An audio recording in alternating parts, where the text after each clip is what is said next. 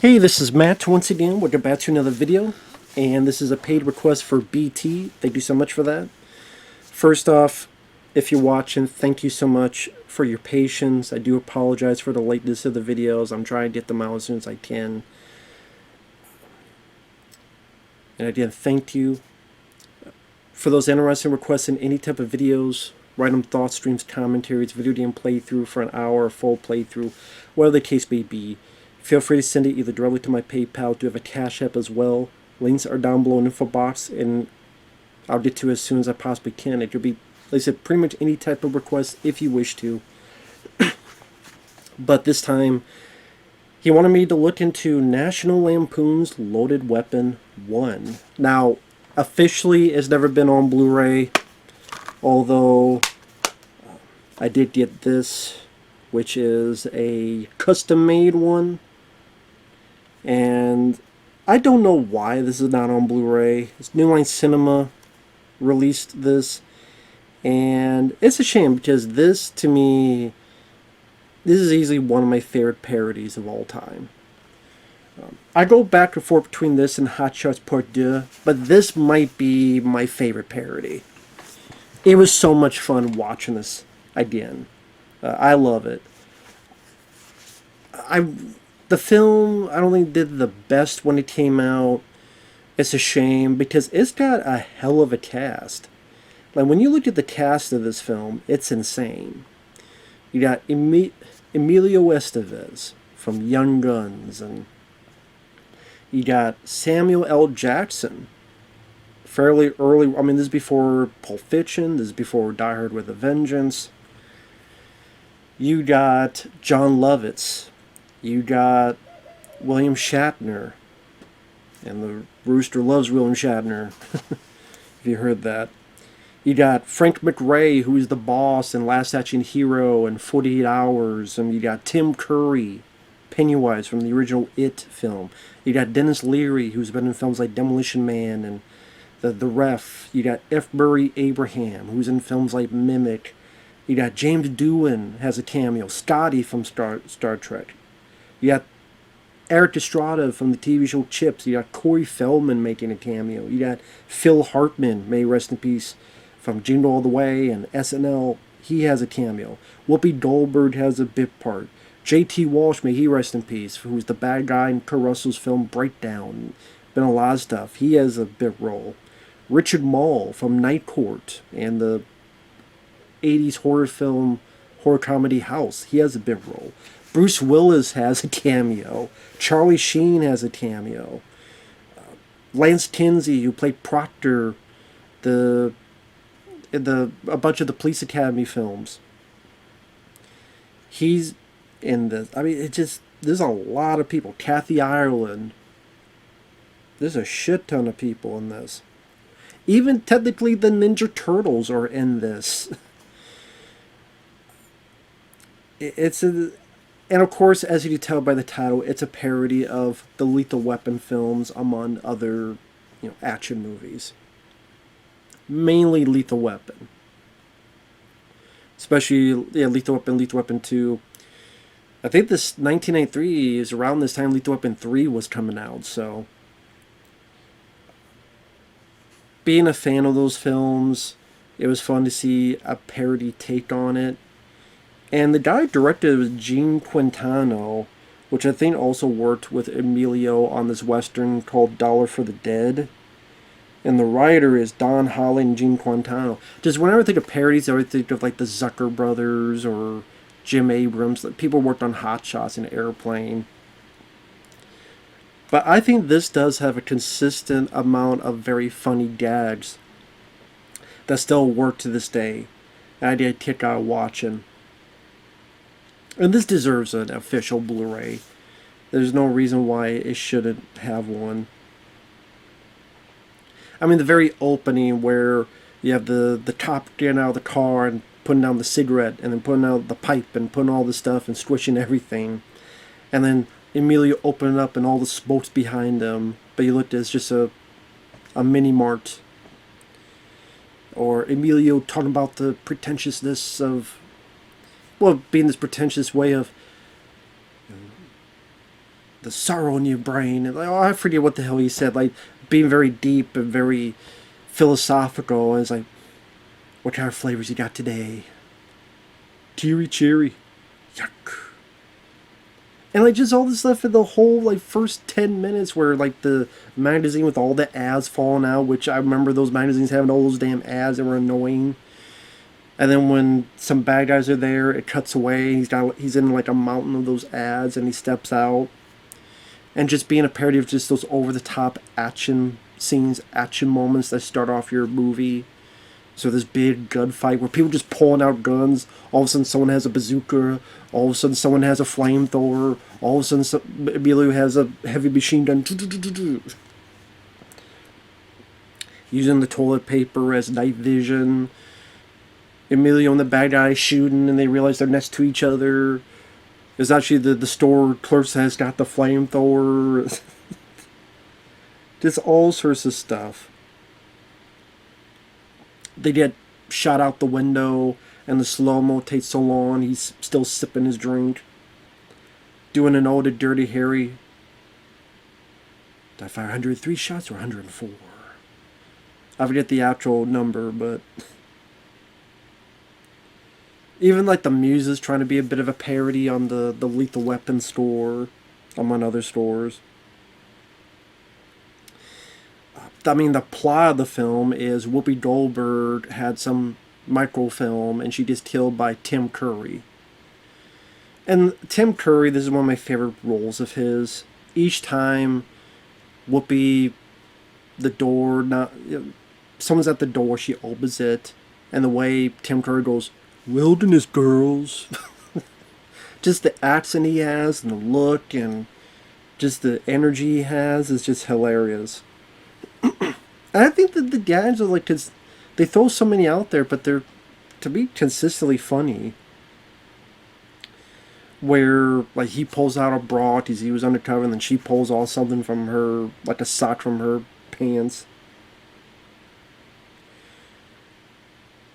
He shoots her, but then he keeps asking her questions, then shoots her again, then keeps asking her questions. All of a sudden, there's a blind guy. He's like, "You saw nothing."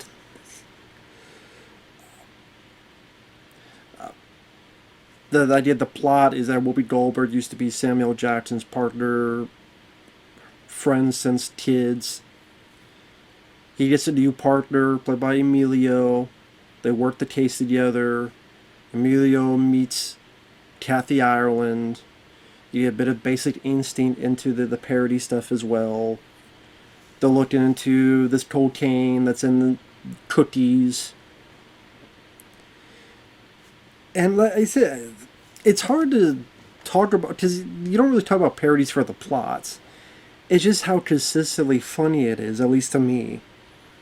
Whether it be Lance Kinsey talking to Sam Jackson, and then Sam giving him a Head and Shoulders and becoming like a Head and Shoulders ad. Or, okay, for example, they find Whoopi's body and they turn around, she has this...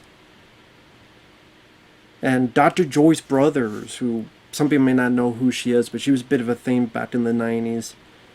She's saying all this stuff about how she was chicken shit, she hit her own ticket, thinking it's a suicide. And so when Sam sees how Whoopi's body has a shocked look, he goes, "She must have caught herself by surprise."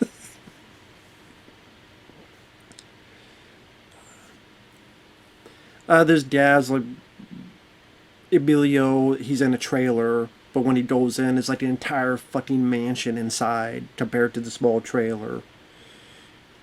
He misses the person he loves, and of course he's supposed to think it's a lady, a girlfriend, a wife, but it's really his dog. So before John Wick, another guy who do anything for his dog. I get Frank McRae as the yelling captain. "Wait a minute, I'm the captain, and I do the yelling." And just completely yelling, "You want any coffee? Cappuccino? Scotty, this thing's broken. I'll give her all she got, Captain." So, funny that William Shatner is the main bad guy from Star Trek. You got James Doohan from Star Trek here. Other bits that come about... Okay, when Sam is talking to the captain, and Sam's telling about what he thinks happened, and he goes, "I think that's what got her killed." And McRae goes, "You don't think it was the bullets?" I thought that was really funny. Sam seeing Emilio is like, "He's got a cigarette! Cigarette, cigarette, he's got a cigarette!" And there's the lethal weapon thing where one flips the other onto the ground. There's an ode, The Silence of the Lambs, where they go and meet Murray Abraham, and Richard Mall is a guy that's like, "Okay, stay to the left, okay?" "Shit, right, I mean stay to the right!" And one's choking the other, has got to help him out. And they go by these jail cells, and they get to F. Murray Abraham, who's got like one of those Garfield stuckies on it. I like the line where he says quid pro quo, and they go, "What does that mean?" "It means I'm pretentious." The other cameos, Charlie Sheen is there as a valet. This is validated. Sam gives him some money. Charlie Sheen comes back. "You got anything smaller?" "No." "You got anything larger?" "Yeah." Charlie Sheen's look as he walks away. Yeah. Oh, there's a bit where they're in the car and they go, "I think we're being followed." It cuts to two guys right behind them in the back seat. "I'm gonna lose them." They do like a 180 or a turn, and then all of a sudden the two guys are gone. Whew, that was close.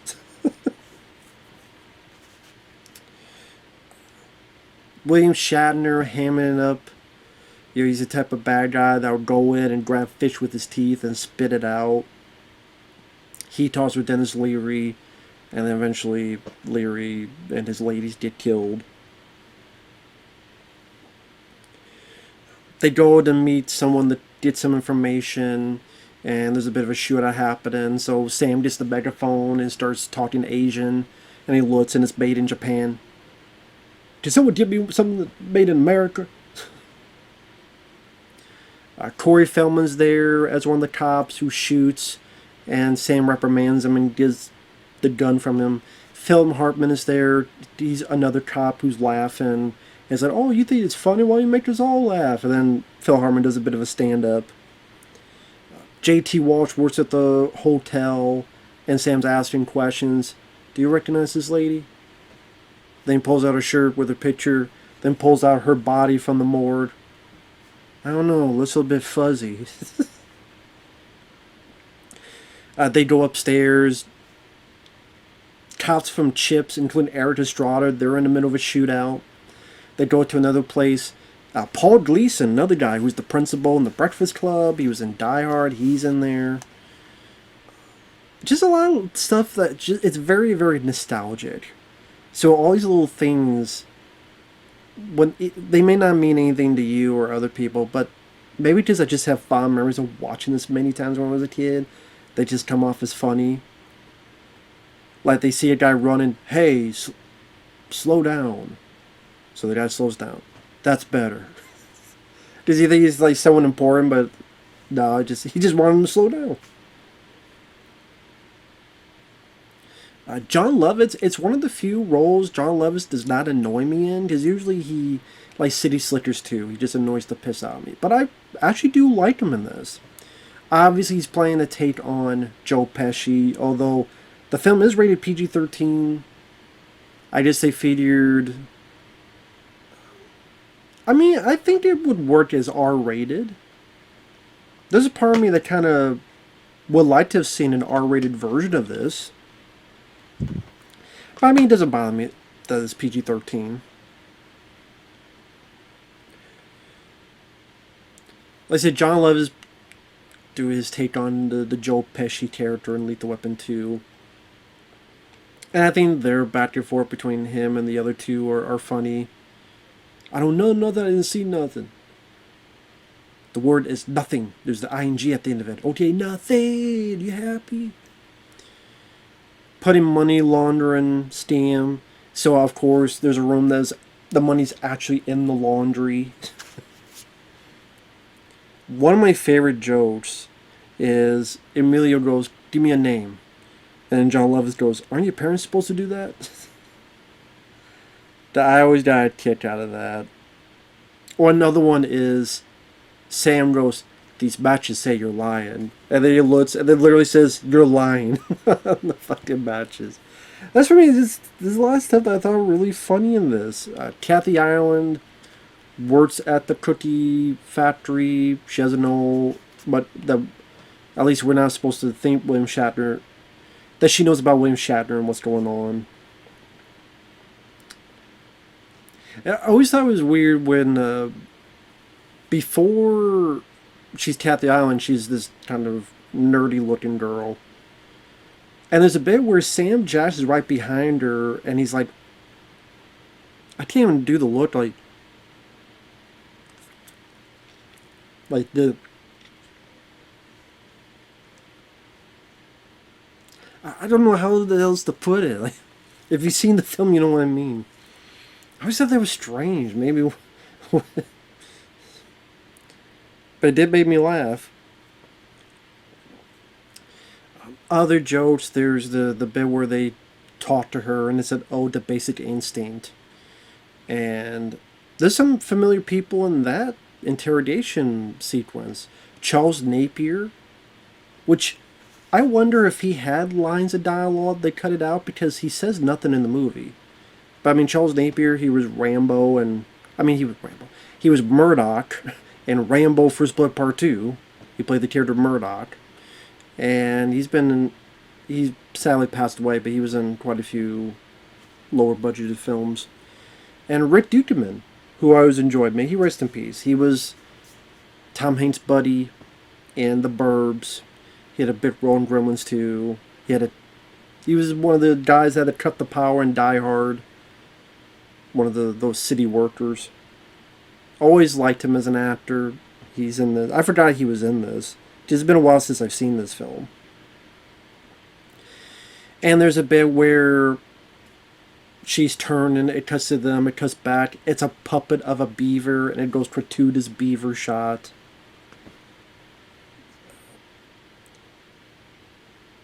One of my favorite bits is they do the scene from Lethal Weapon 2 where the trailer's getting shot up by the helicopter and it gets blown up and you see a white flag and it's Bruce Willis wearing the clothes he has from Die Hard. What you doing? No, it's 2 blocks that way. Oh, my mistake. No problem. No problem. I would love to know how in the hell they got Bruce Willis for that. Does it seem like Bruce Willis, he wouldn't be willing to just do cameos willy-nilly, and I don't think he had a deal with New Line Cinema or anything. So it does make me wonder, like, how that came about. That's why I wish, like, this would come out with at least, like, a... Well, I doubt the actors would talk about the film, but... Like, I don't know, the director or anything, the writers. It'd be really cool to hear about this stuff. Other funny bits, there's a bit where there's this thing on a boat trying to disarm a bomb, and Emilio's disarming, and John Lovitz is there, and he's like, hey, you ever see Hot Shots? See, this is kind of funny you're doing this, and then Hot Shots. Okay, this got your name on it. And then it blows up John Lovitz out into the water. Oh, there's a funny bit much earlier on where he's been wounded, and Sam goes, you're going to be fine.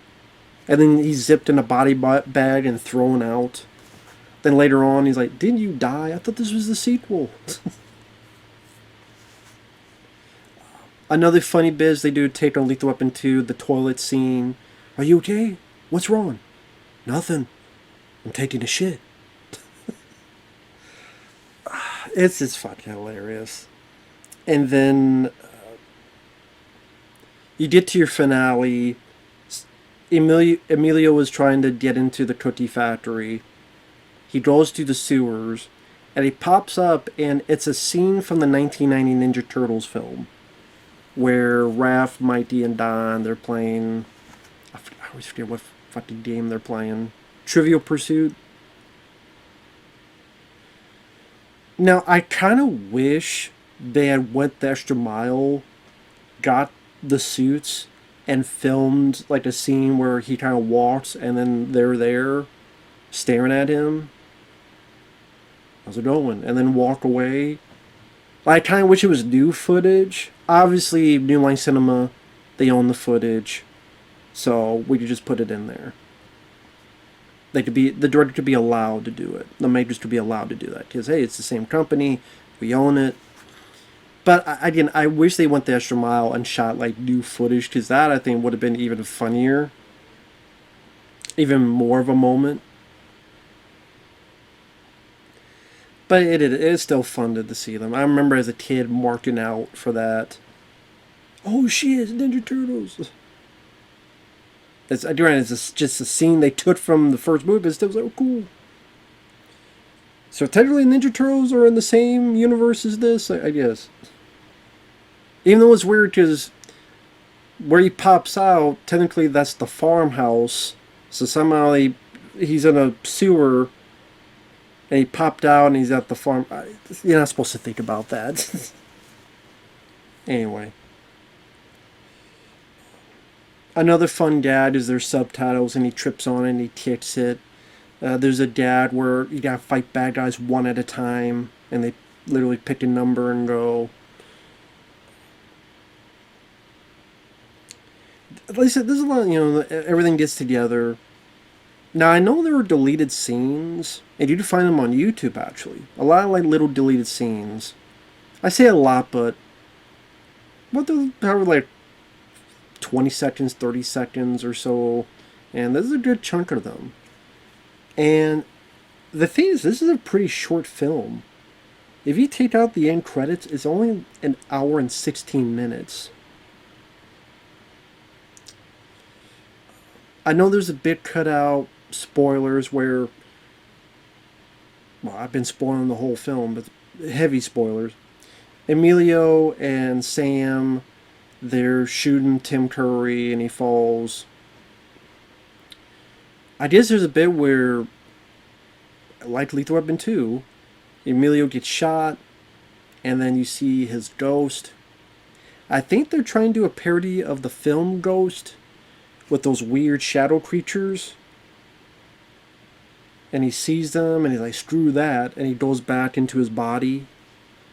It was interesting to watch, and you can find it on YouTube.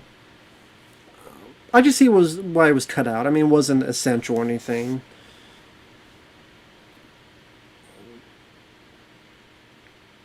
And it ends kind of a happy note. They do their ode to Wayne's World, of course. Bohemian Rhapsody. There's the two of them, Kathy Ireland, the dog, John Lovitz, they're all together. Kind of a sweet, happy ending. Everybody worked out fine, and hell, I would say one of my only issues with the film, it's short. I wish it was longer. I really do wish it was longer. Now, I'm not saying you needed all those deleted scenes that you can find on YouTube, but I don't know, part of me, I actually wouldn't mind it if this was... Yeah, maybe not the jokes. 20 minutes longer, that would have been fine with it. I would have been fine with it. Because that's how much fun I was having with the movie. I was sad when it ended. But, I mean, it doesn't overstay its welcome. And this is a very fun film. Like I said, this deserves more than it got. I would love to have seen a sequel. Like you had Hot Shots 2, you had Airplane 2. It would have been great to see a sequel with these two guys in it. And I mean, they could parody like, actually it'd be funny, they parodied Die Hard with a Vengeance and Sam was in that. Because this was 93. Die Hard 3 was 95. So say it was like 96. And, or 97. Let's say, 97, you parody Twister, Independence Day, but also Die Hard with a Vengeance, like all this other stuff. Maybe even Mortal Kombat, says New Line Cinema. I think that would have been cool. But, this film did not do the best. In fact, I want to look at how much it made, because it didn't make a whole lot. I just want to double check. I mean, it says it cost $8 million and it made 20 million in the U.S., 23 million foreign, so over 50 million worldwide.